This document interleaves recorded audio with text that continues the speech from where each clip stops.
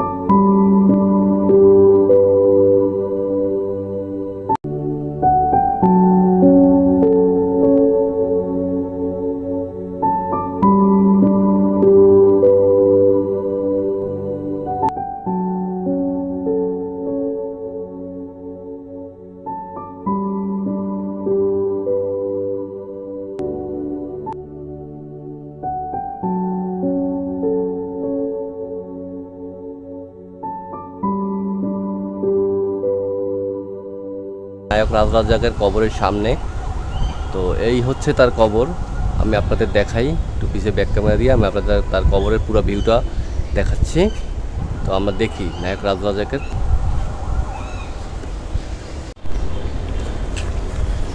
তো দর্শক, এই হচ্ছে নায়ক রাজ রাজ্জাকের কবর। আমি আপনাদের কবরটা দেখাচ্ছি ভালো মতো, দেখেন।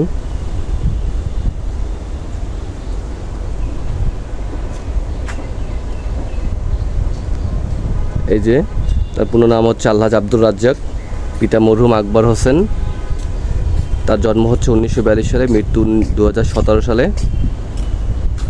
এই হচ্ছে তার কবর।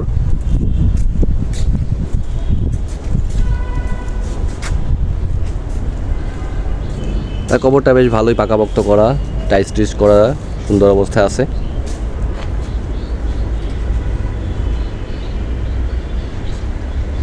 তো আমি আছি এখন হচ্ছে বনানী কবরস্থানে।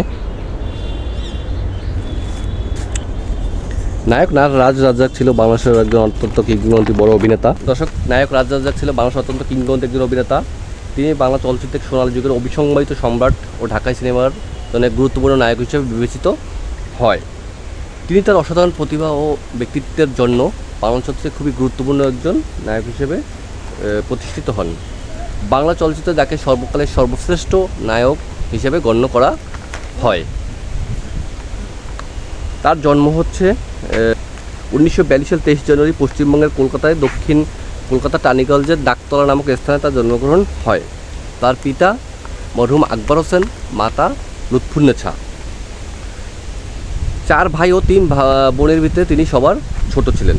শৈশবেই নায়ক রাজ রাজ্জাক তিনি তার বাবা মাকে হারান। ছোটোবেলা থেকেই নায়ক রাজ রাজ্জাকের অভিনয়ের প্রতি প্রবল শখ ছিল। এর ধারাতেই তিনি চলচ্চিত্রে অংশগ্রহণ করেন। 1964 সালে তৎকালীন পূর্ব পাকিস্তান, বর্তমান বাংলাদেশ চলে আসেন। ঢাকায় এসে বিভিন্ন নাটকে অভিনয় শুরু করেন এবং সহকারী পরিচালকের হিসাবে চলচ্চিত্রে কাজ শুরু করেন। তিনি খ্যাতিমান পরিচালক জহির রায়হানের হাত ধরে বেহুলা চলচ্চিত্রের মাধ্যমে 1966 সালে চলচ্চিত্রের প্রথম নায়ক হিসেবে কাজ করেন। তার উল্লেখযোগ্য কিছু চলচ্চিত্র হলো বেহুলা, আনাড়ি, নীল আকাশের নিচে, ময়নামতি, যে আগুনে পুরি, রংবাজ। বাংলাদেশের প্রথম আধুনিক কমার্শিয়াল ও অ্যাকশন ঘরানার ছবি। মোট কথা, বাংলাদেশ চলচ্চিত্রের এক অবিস্মরণীয় নায়ক হিসাবে নায়ক রাজ রাজ্জাক নিজেকে প্রতিষ্ঠিত করতে পেরেছে এবং তাকে এই জন্যই নায়ক রাজ্জাকের সাথে রাজ যুক্ত করা হয়েছে, কারণ তিনি বাংলাদেশের অত্যন্ত গুরুত্বপূর্ণ একজন অভিনেতা।